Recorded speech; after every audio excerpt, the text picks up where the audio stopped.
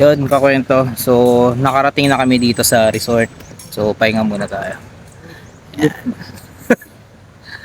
So, nagtayo kami ng tent. So, mamaya natin tatakal kung magkano yung price niyan. Nandito kami ngayon sa Villa Gallegos Beach Resort. Yan. So, kalma-kalma lang muna. Relax-relax lang muna tayo.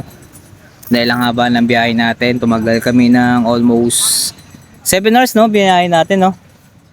Almost 7 hours. So, papagod, syempre. Pero ngayon, so, harap muna tayo sa beach. Yeah. Ano to dahil? So, yan na muna yung pagtitingnan natin. Pampaalis lang ng mga pagod yan.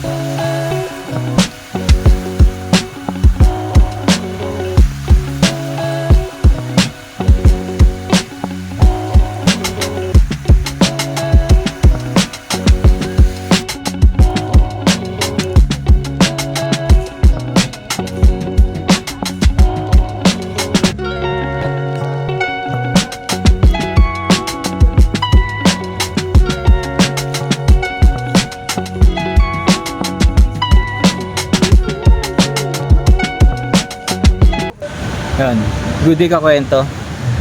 So yun, bisa nakikita nyo sa background ko, napaka-solid.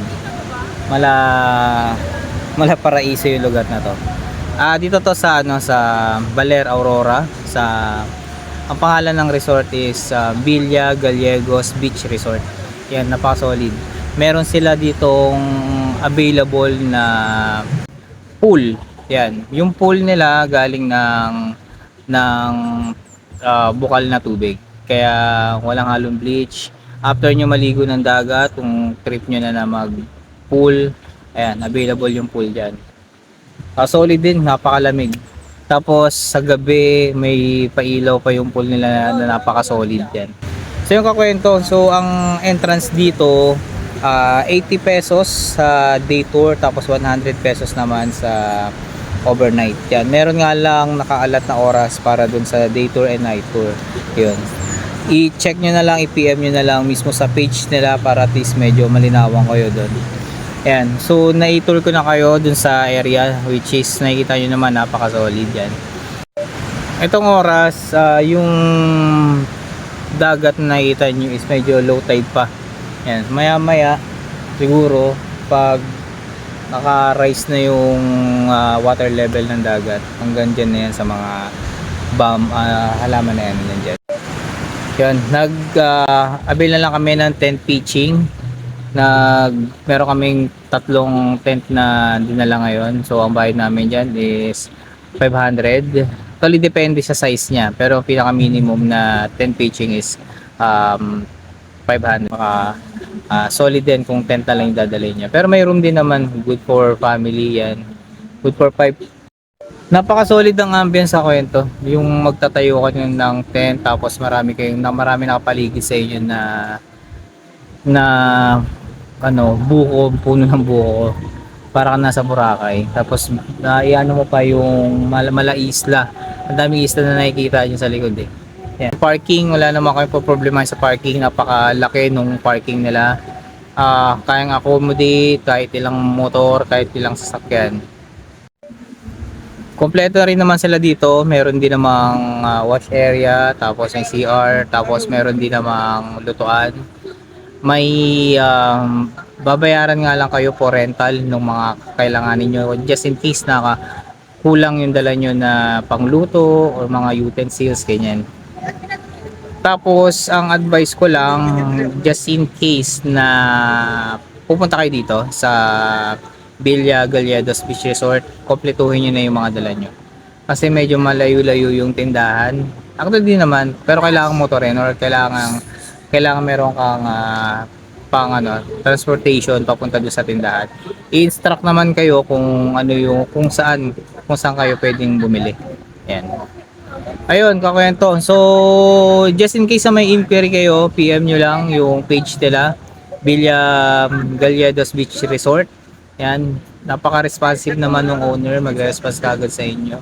Tapos tanong nyo na rin kung ano pwede nyo itanong regarding dito sa resort, kung gusto nyo mag-inquire, kung gusto nyo pumunta. Ayan, so pakitanong na lang sila.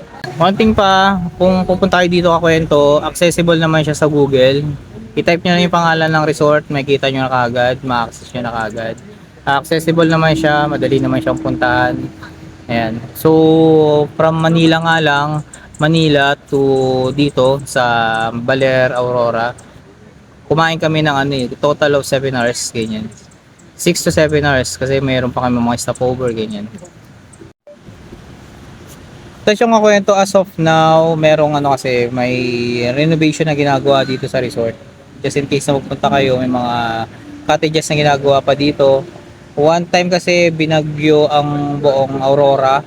Ayan, yung lahat ng resort na malapit sa shore talagang nasalanta. Kaya yung iba nakabawi na, iba nag-i-start ulit. Kaya yun, yung pagpunta namin dito may mga ginagawa pang mga cottages, rooms, yan. Pero all in all experience, kakwento. So, surebull, yan. Napaka-solid, kakwento. Dagat, hindi naman ng dagat, walang problema. Yun nga, maalon talaga kasi syempre sa harap na ito ng Pacific eh. So, after naman yan, kung sawa na kayo sa dagat, meron naman pool na available. Yan. Solid din, okay ito sa gabi. Kasi may pailaw yung pool nila. Yan. May isa pang attraction dito kwento. Ito malapit sa resort. May kasi dito may lighthouse. May lighthouse. Ayun, lighthouse. Ayan. Mamaya puntahan natin yan. Walking distance lang rin naman. Pwede naman puntahan. Dali lang. Actually may mga pupunta na nga ako. Ayan. So puntahan natin yan maya. Good morning kakwento. So ito na yung second day namin dito sa Villa Gallegos Beach Resort. Yun. Okay naman. Actually, dito. Pagandahan sa resort na to, hindi siya crowded. Kami lang talaga yung tao. Sabado, Linggo pa kami nagpunta dito. So, So dun sa mga naghahanap ng mga beach na hindi crowded, tapos along ano lang, madali lang puntahan, dito sa Baler Aurora lang ako ito. Solid.